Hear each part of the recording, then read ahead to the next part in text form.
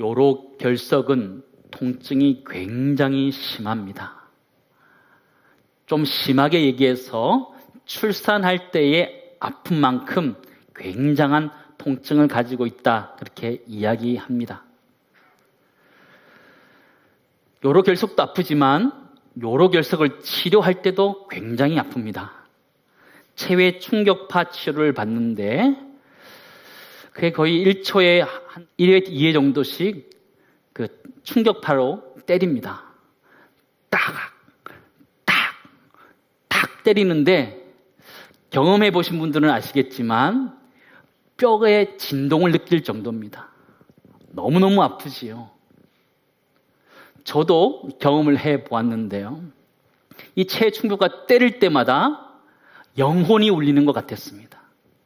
하나님 앞에 재헌신하였습니다.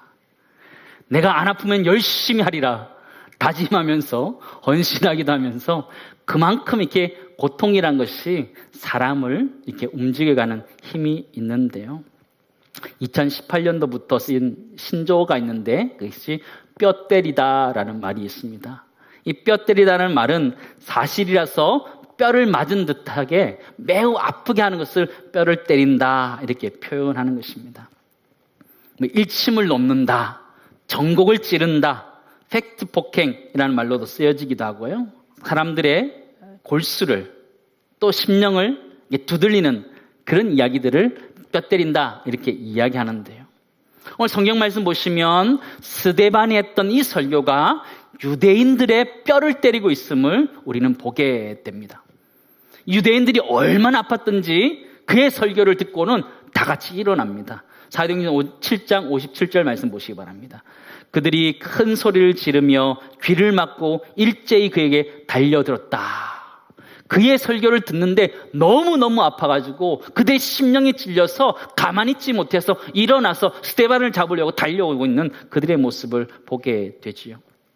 스데반의 설교는 유대인의 심기를 건드리는, 유대인들의 가치관을 흔들어버리는 뼈 때리는 설교였다는 것을 우리는 알게 됩니다. 스데반 설교가 오늘 사도행전 7장 1절부터 마지막 절까지 굉장히 길게 기록되어져 있는데 이 부분을 크게 세 가지 부분으로 나눌 수 있다라고 보여집니다. 첫 번째는 아브라함을 위시한 창세기의 부분들이 나와져 있는데 성전에 대한 이야기들을 주로 하고 있고, 두 번째는 모세를 위시한 출애굽기 부분으로서 율법에 대한 이야기를 하고 있고, 마지막에는 그에 대한 그 반응들로서 스데반의 순교에 대한 이야기를 하고 있는데, 오늘은 아브라함으로 위시한 그 성전에 대한 이야기들을 함께 저와 살펴보기를 원합니다. 사도행전 7장 1절은 스데반의 설교가 왜 시작됐는지 가르쳐주고 있습니다. 1절 말씀 보시면 대제사장이 이르되 이것이 사실이냐 이렇게 물어봅니다. 공회 앞에 모였을 때 책임자로서 대제사장은 스데반에게 묻지요. 이것이 사실이냐? 이것이란 것은 앞에 사람들이 언급했던 것을 이야기하겠지요. 앞에 언급했던 것은요, 6장 13절 14절 말씀입니다.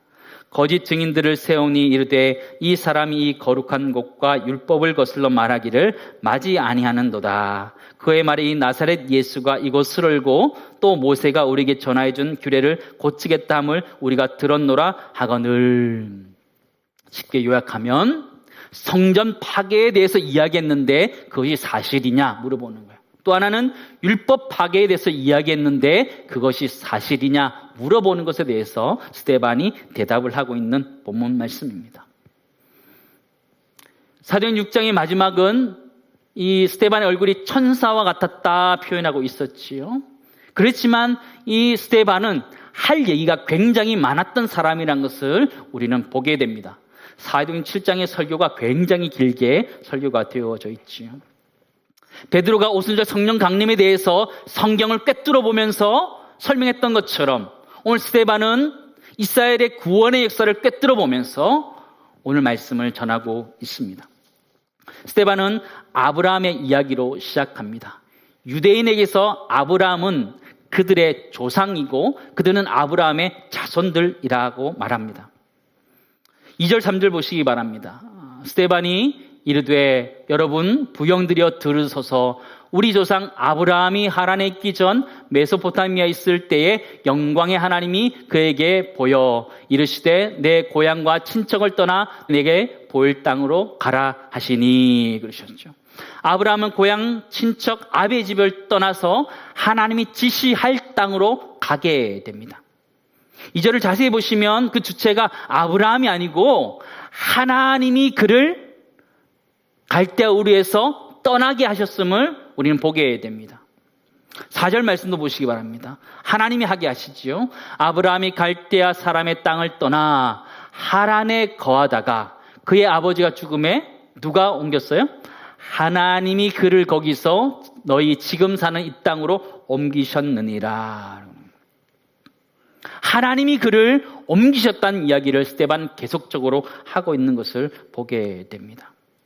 성전이 그때 없었지요. 아브라함의 이야기를, 그들의 오리지널에 대한 이야기들을 하고 있는 것이죠. 근원에 대한 이야기를 하고 있는 것이죠. 그러면서 5절에서 스데반은 이 유대인들에게 뼈 때리는 이야기를 한마디 합니다. 5절 말씀 보시기 바랍니다. 그러나 여기서 발 붙일 만한 땅도 유업으로 주지 아니하시고. 성전이 있었어요, 없었어요? 없었다라고 얘기하는 거예요. 성전 없었다라고 얘기하는 거예요. 아브라함이 시작할 때 아무것도 없었다 얘기하는 거예요. 땅도 없었다 말하는 것이죠. 유일하게 하나님이 계셨다는 얘기를 지금 하고 있는 것이죠. 성전이 중요한 것이 아니라 하나님이 중요하다는 얘기를 스데반은 계속적으로 그의 이야기 속에 하고 있는 것을 보게 됩니다. 너네가 정말 성전을 아느냐? 너희가 정말 아브라함을 아느냐? 지금 스데반이 물어보고 있는 장면을 보게 되는데요.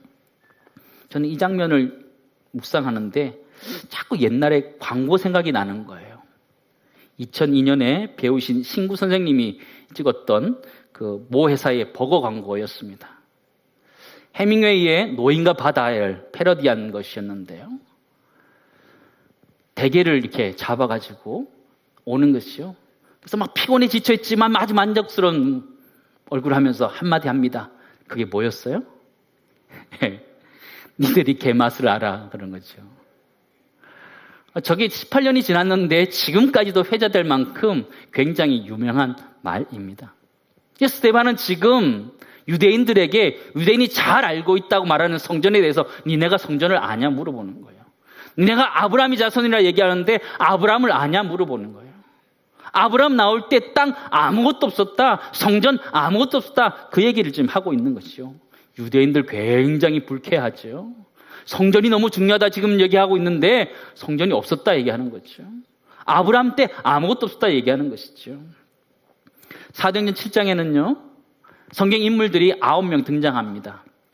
아브라함과 이삭과 야곱과 요셉이 등장하고요. 모세와 아론과 여호수아와 다윗과 솔로몬이 등장합니다. 9명 중에 성전을 경험한 사람은 딱 한 사람밖에 없습니다. 솔로몬 한 사람밖에 없어요. 그 얘기를 지금 스데반이 유대인들에게 해주고 있는 거예요. 그 얘기는 성전보다 더 중요한 것이 하나님이었다라는 것을 이야기하고 하나님이 성전이 세워지기 전에 그들에게 구원의 은혜를 베푸셨다라는 것을 이야기하는 것이죠. 하나님 또한 성전에 갇혀 계신 분이 아니라는 것을 설파하고 있는 이 스데반의 설교를 우리는 마주하게 됩니다. 하나님은 절대로 성전 안에 갇혀 있는 분이 아니다라는 얘기를 하고 있는 것이죠. 다윗이 자기는 백향목궁에 거하고 하나님을 휘장 가운데 거하는 것 때문에 그는 성전을 짓기로 작정했을 때 하나님은 하지 말라 이런 겁니다. 네가 하지 말라 그러고 내 아들이 하겠다 그렇게 이야기하시죠. 솔로몬이 그 성전을 지으면서도 그는 고백합니다. 참 맞는 얘기를 하고 있어요. 열왕기상 8장 27절 말씀 보시기 바랍니다. 같이 함께 있습니다. 하나님이 참으로 땅에 거하시리까 하늘과 하늘들의 하늘이라도 주를 용납하지 못하시겠거늘 하물며 내가 건축한 이 성전이오리까. 그렇지 않아요? 하나님은 성전에 계시는 분이 아니라 성전을 뛰어넘어서 우리 가운데 계셨던 분이라는 것을 얘기하는 거예요. 아브라함에게, 이삭에게, 야곱에게, 요셉에게 계셨던 그 하나님이 지금 우리에게 있는 것이지 성전 자체가 중요한 것이 아니다라는 얘기를 해주고 있는 것이죠. 더 나아가서 스데반은 예수 그리스도에 대해서 증거하면서 그분이 성전보다 더 큰 힘을 증거하고 있음을 우리는 보게 됩니다. 마태복음 12장 6절 말씀 보시면 예수 그리스도를 가르쳐서 성전보다 더 크니다 이렇게 표현하고 있지요. 스데반이 유대인들이 했던 첫 번째 뼈때리는 이야기는요, 하나님이라는 분은 성전 안에 갇혀 계시는 하나님이 아니라 성전보다 크신 이를 강조하고 있음을 그는 이야기해주고 유대인들에게 가르쳐주고 있죠. 유대인들의 기분이 어땠을 것 같아요? 기분 되게 나쁜 거지요. 자기들이 잘 알고 있었다고 생각했던 성전에 대해서 스데반이 지적했을 때 대꾸할 수 있는 것이 아무것도 없는 거지요. 그들의 심령이 찔림받고 뼈가 맞은 것 같은 굉장히 아픈 것들을 그들이 경험하면서 스데반을 죽이려고 합니다. 스데반은 이제 그들에게 한 가지 더 이야기를 합니다. 성전의 이야기를 하면서 성전 안에 있었던 언약, 그것이 훨씬 더 중요하다는 얘기를 해주고 있습니다. 5절 말씀 보시기 바랍니다. 그러나 여기서 발 붙일 만한 땅도 유업으로 주지 아니하시고 다만 이 땅을 아직 자식도 없는 그와 그의 후손에게 소유 주신다고 무엇하셨다 그래요? 약속하셨다. 땅도 없었고 자녀도 없었는데 하나님이 약속하셨다. 언약을 얘기하고 있는 것이죠. 7장 8절 말씀 보시기 바랍니다. 하나님이 아브라함과 할례의 언약도 맺으시죠. 할례의 언약을 아브라함에게 주셨더니 그가 이삭을 낳아 여드레 만에 할례를 행하고 이삭이 야곱이 우리 12조상을 낳았다 그랬죠. 할례의 언약이라는 것이 무엇이에요? 할례의 언약이라는 것은 영원한 기업을 주고 자녀를 주겠다. 하나님이 하나님 되시겠다는 것을 약속하는 걸 이야기하는 거예요. 창세기 17장 8절 말씀 보면 그 할례의 언약이 잘 설명되어 있습니다. 내가 너와 내 후손에게 내가 거류한 이 땅 곧 가나안 온 땅을 주어 영원한 기업이 되게 하고 나는 그들의 하나님이 되리라 말씀하신 그 언약을 그들에게 주었다라는 것을 강조하고 있죠. 이 스데반은 성전이 중요한 것이 아니라 하나님이 계속적으로 아브라함과 이삭과 야곱과 요셉에게 주었던 그 약속이 중요하다는 이야기를 스데반이 하고 있는 거지요. 유대인들 너무너무 기분 나쁜 거지요. 하는 얘기 곡쪽 다 맞는 얘기를 하기 때문에 기분 나쁜 것이요. 언약이란 것에 대해서 100주년 기념교를 섬겼던 이재철 목사님은 약속 어음이다 이런 표현을 하고 있는데 일리가 있습니다. 그분은 이렇게 표현했는데요. 하나님께서는 항상 현금 대신 약속 어음을 주십니다. 현금은 단순 거래의 수단에 지나지 않지만 약속 어음은 믿음의 관계에서만 유효하기 때문입니다. 그렇죠. 우리 인간은 자신에게 뭔가 필요하면 하나님께 나아가서 거래하려고 하지만 하나님 우리를 관계 속에서 약속 속에서 언약 속에서 이끌고 있음을 지적해주고 있는 말씀입니다. 유대인들은 성전을 강조하고 있는데 사실은 스데반은 언약이 훨씬 더 중요한 얘기들을 하고 있다는 거예요. 유대인들이 성전에 대해서 제대로 알았다면 그들은 아마 언약에 대해서 제대로 알았을 것이에요. 성전에서 가장 중요한 곳은 지성소였고 지성소 안에는 언약궤가 있었습니다. 그러므로 성전이라는 것은 언약을 기억하는 곳이라는 것이에요. 성전은 언약을 기억하게 하는 곳이라는 거예요. 하나님 그 이름을 두시겠다고 말씀하셨고 그래서 기도할 때 들으시겠다고 약속하신 곳이기 때문에 성전의 중요성을 가지는 것이라는 거예요. 솔로몬도 그렇게 기도했던 거예요. 열왕기상 8장 30절 말씀 보시기 바랍니다. 주의 종과 주의 백성 이스라엘이 이곳을 향하여 성전을 향하여 이런 표현인데요. 기도할 때 주는 그 간구를 들으시되 주께서 계시는 곳 하늘에서 들으시사 사하여 주옵소서 기도하는 거예요. 솔로몬이 성전을 향해서 기도하겠다는 것은 성전의 외형을 가지고 기도하겠다는 것이 아니고 성전을 놓고 하나님이 약속하신 그 약속 가지고 기도하겠다는 것을 말씀하시는 거예요. 그런데 유대인들은 그 약속은 다 잊어버리고 껍데기인 성전만 남아있던 것이죠. 성전이 회파될까 봐 걱정하고 있는 것이죠. 성전을 회파하는 것이 아니라 성전을 온전하게 이루기 위해서 언약을 이루기 위해서 오신 예수 그리스도를 그들이 보지 못했던 것이죠. 언약의 핵심이 무엇입니까? 언약의 핵심은 예수 그리스도잖아요. 사도행전 13장 23절 말씀입니다. 같이 한번 읽겠습니다. 하나님이 약속하신 대로 이 사람의 후손에서 이스라엘 위하여 구주를 세우셨으니 곧 예수라. 아멘. 유대인들이 성전을 강조하는데 사실은 성전에서 가장 중요한 것은 언약이라는 것이고 그 언약의 성취가 바로 예수 그리스도라는 것을 스데반은 설명하고 있음을 보게 됩니다. 유대인들은 성전 자체가 너무 중요하다. 성전이 회파될까 봐 너무너무 걱정하지요. 46년 동안 지었던 그 성전이 회파될까 봐 걱정하지요. 그러나 사실은 예수 그리스도가 부활하실 것과 또 그가 3일 만에 부활하셔서 우리 죄를 사하실 것들을 선포하셨던 사건인 것을 우리가 너무나 잘 알고 있지요. 유대인들은 그것을 전혀 몰랐던 것이죠. 그냥 눈에 보여지는 성전을 지키는 것이 그들의 일이다 생각했던 것이죠. 스데반은 그들의 뼈 때리는 이야기들을 하고 있는 것이죠. 두 번째, 스데반은 보이는 성전이 아니라 그 안에 담겨있는 언약을 강조하고 있음을 우리는 보게 됐죠. 유대인들 기분이 어땠을 것 같아요? 그들도 성경 말씀을 잘 알아요. 율법에 대해서 잘 알아요. 성전의 역사에 대해서 잘 알아요. 아브라함과 이삭과 야곱과 요셉에 대한 이야기도 잘 알아요. 그러나 그게 무엇인지를 알지 못하고 형식만 남아있고 껍데기만 남아있는 유대인의 모습을 보게 되죠. 스데반이 그 핵심을 찌르고 있는 것이죠. 전곡을 찌르고 있는 것이죠.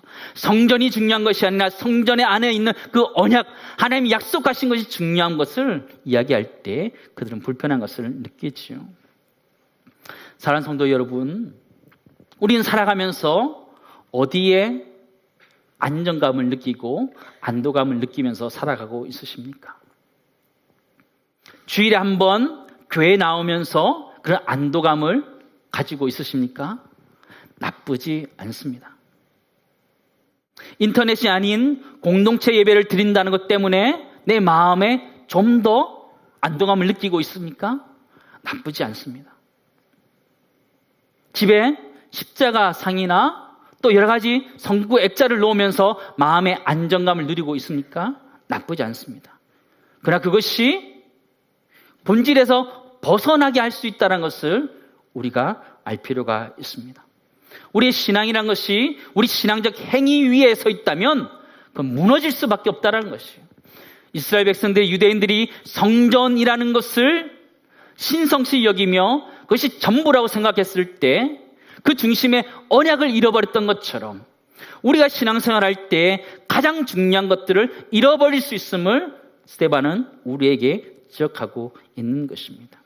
우리의 신앙은 하나님의 약속 위에 세워져야 되는 줄을 믿습니다.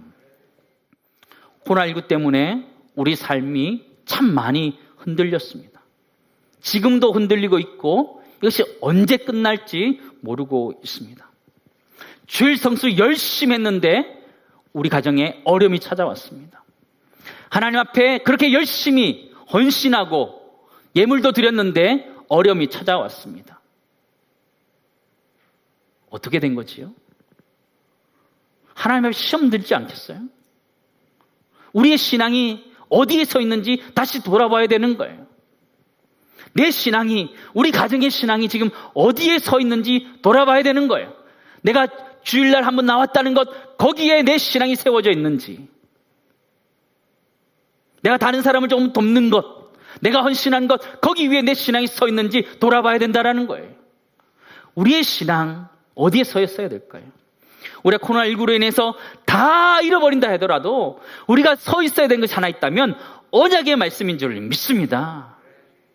아브라함은 아무것도 없었지만 그냥 언약의 말씀 하나 붙들고 그러니까 믿음의 조상으로 세워졌고 하나님은 그를 통해서 역사하셨음을 우리는 보게 됩니다. 하나님 우리에게 약속하셨습니다. 그 언약의 말씀을 붙들 수 있는 우리 모두 되기를 주님을 축원합니다. 고린도후서 6장 16절 말씀입니다. 같이 읽겠습니다.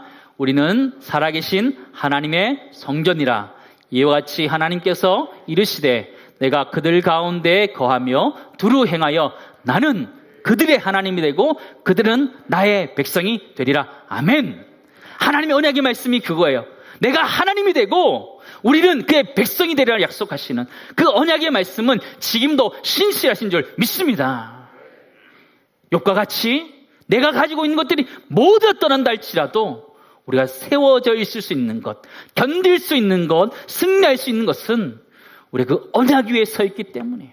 아브라함과 세우신 그 언약 위에 서 있고 다윗과 세우신 언약 위에 서 있기 때문에 성전 안에 있던 그 언약에 있기 때문에 우리가 살아갈 수 있는 것이지요. 여러분의 신앙, 여러분의 삶이 어디 위에 서 있으십니까? 코로나19는 우리를 평가하고 있어요. 너의 믿음이 어느 정도냐 달고 있어요. 네가 정말 하나님의 말씀 위에 서 있느냐, 네가 정말 하나님의 약속 위에 서 있느냐 물어보시는 거예요. 하나님은 한국교회 목회자들에게 물어보시는 거예요. 한국교회 말씀 위에 서 있느냐, 언약 위에 서 있느냐, 아니면 환경을 보면서 좌령하며 낙심할 것이냐 우리에게 물어보시는 거예요.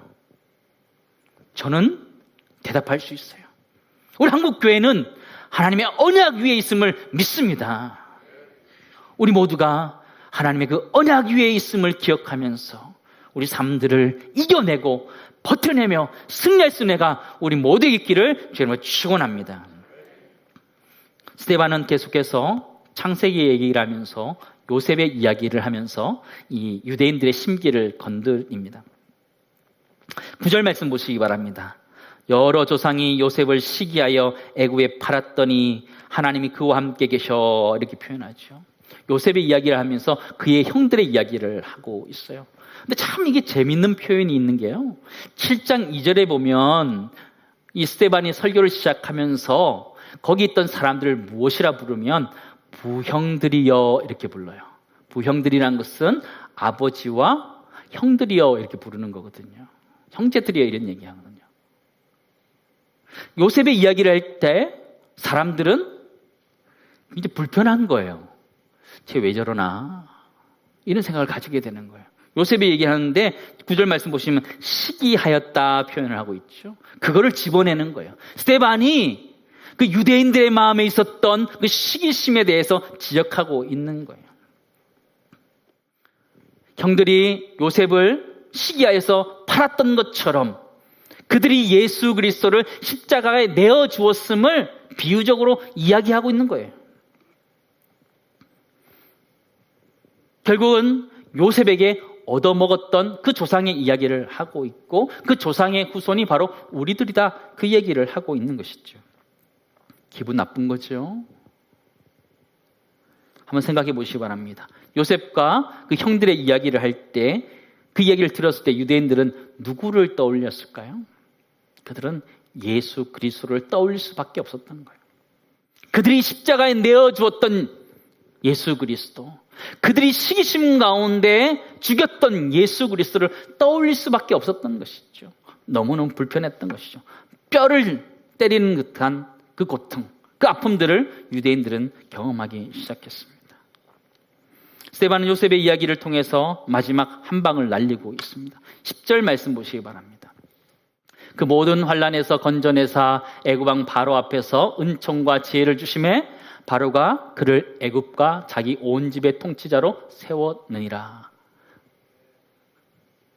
요셉을 애굽에서 통치자가 되게 하셨다, 이 말씀은요, 하나님이 예수 그리스도를 부활하게 하셔서 그를 주와 그리스도가, 주와 구원자가 되게 하셨다, 그 말씀과 일맥상통하게 하는 구절이지요. 유대인들 들으면서 불쾌한 것이지요. 요셉이라는 사람은 예수 그리스도의 예표라는 것을 우리는 잘 알고 있습니다. 유대인들은 뼈를 맞는 듯한 그 통증과 아픔들을 경험하게 됐지요. 스데반 세 번째, 요셉을 시기한 형들처럼 예수를 시기한 유대인임을 강조하면서 그들의 심기와 뼈를 때리고 있는 모습을 우리는 보게 됩니다. 오늘 이제 성경 말씀을 좀 정리하면서요, 스데반은 유대인들에게 뼈 때리는 이야기들을 합니다. 이야기하는 족족 다 맞는 얘기를 하는 것이죠. 화려한 성전보다는 그 성전보다 크신 예수 그리스도를 전하고 있고요. 또 보이는 성전보다 그 안에 있는 언약이 더 중요함을 지적하고 있고, 스데반은 유대인들의 시기함으로 예수 그리스도가 죽임을 당했음을 지적하고 있지요. 결국 더 나아가서 하나님이 그를 부활케 하셔서 주와 그리스도가 되게 하셨다는 것을 오늘 성경은 이야기해 주고 있습니다. 저는 이 말씀을 준비하면서 우리에게 좀 적용해 보면 좋겠다 이런 생각을 하게 되었습니다. 그것이 무엇이냐면 스데반에게는 뼈 때리는 한 방이 있었다라는 거예요. 우리 그리스도인들은 세상의 영혼을 울릴 수 있는 뼈 때리는 이야기를 가지고 있는 사람인 줄 믿습니다.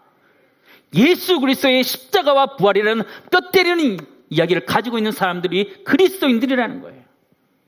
스데반은 지금 유대인들에게 그 이야기를 하고 있는 거예요. 그들의 심령을 울릴 수 있는 이야기를 하고 있는 것이죠.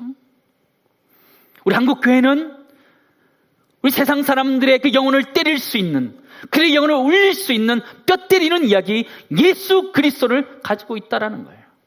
우리는 너무 상관없이 살아가고 있지 않나 그런 생각을 해보게 됩니다. 우리 모두가 스데반과 같이 뼈 때리는 이야기를 가지고 있음을 기억하면서 우리 이웃들에게 그 이야기를 전할 수 있는 우리 모두가 되기를 간절히 소망합니다. 히브리서 4장 12절 말씀 보시기 바랍니다. 같이 읽겠습니다. 하나님의 말씀은 살아있고 활력이 있어 저의 날선 어떤 검보다도 예리하여 혼과 영과 및 관절과 골수를 찔러 쪼개기까지 하며 또 그 마음의 생각과 뜻을 판단하나니. 아멘. 우리가 가지고 있는 예수 그리스도가 믿지 않는 그 영혼들을 찔러 쪼개고 그들에게 부딪혀서 그들의 영혼이 돌아올 수 있도록 하고 있다는 것을 기억하면서 그 복음을 전할 수 있는 정말 뼈 때리는 이야기를 가지고 담대하게 살아갈 수 있는 우리 모든 그리스도인 되기를 주의 이름으로 축원합니다.